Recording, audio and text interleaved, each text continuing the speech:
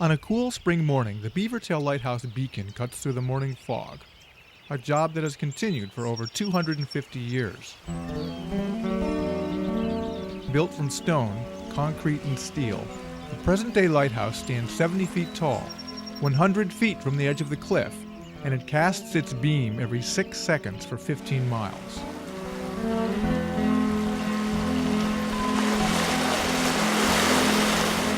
This is in stark contrast with the original structure, built in 1749 out of wood, and whose long-forgotten foundation was unearthed during the hurricane of 1938.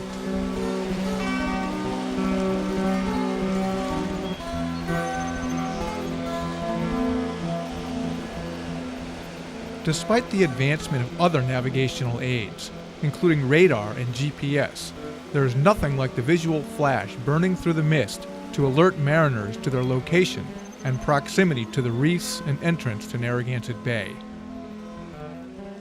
Richard Chellis was 2 years old when his father, Carl S. Chellis, was the keeper of the Beavertail Light from 1938 until 1946. He lived there with his parents, and he has memories of his father's duties keeping up the Beavertail Lighthouse.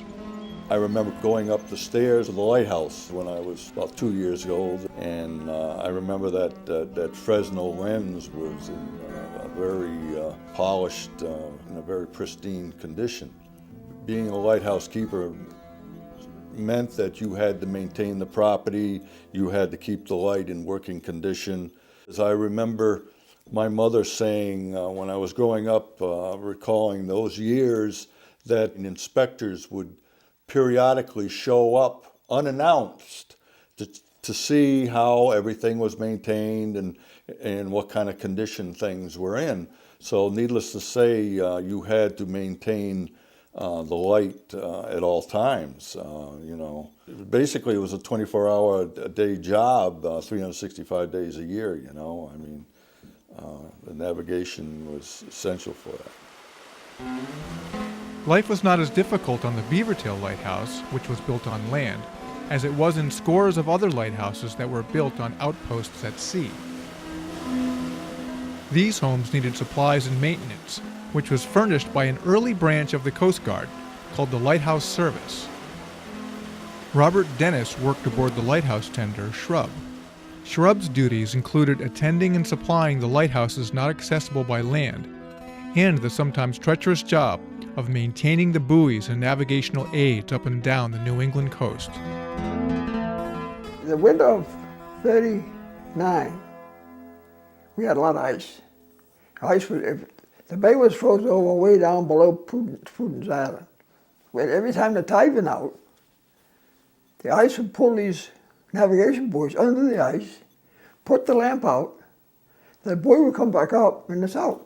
So we'd have to go out through the buoy, jump on it, now it's all covered in ice, jump on it, open the lantern, bail out all the salt water, get it dry, light it in with a match, because that's all it was, a little acetylene torch, and close it up. The next day we come out and do it again. There's something next tide to sink it. The ice would just push it over. Wasn't much you could do, just go relight them. Despite the dedicated and hard work by these civil servants, calamities at sea were unavoidable.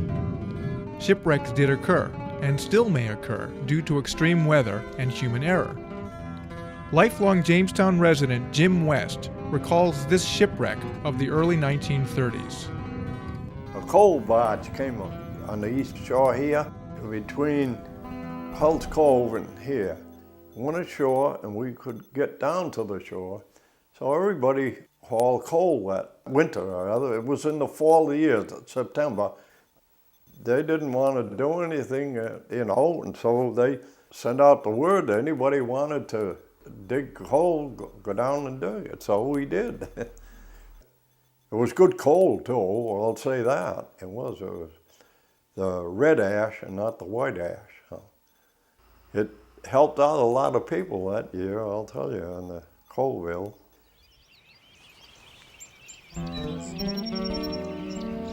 As the fog begins to burn off, the Beavertail Lighthouse beacon fades against the brightening morning sky. In addition to marking the coastline, this lighthouse also houses a museum that commemorates the history and service of other Rhode Island lighthouses, in addition to the Beavertail Light.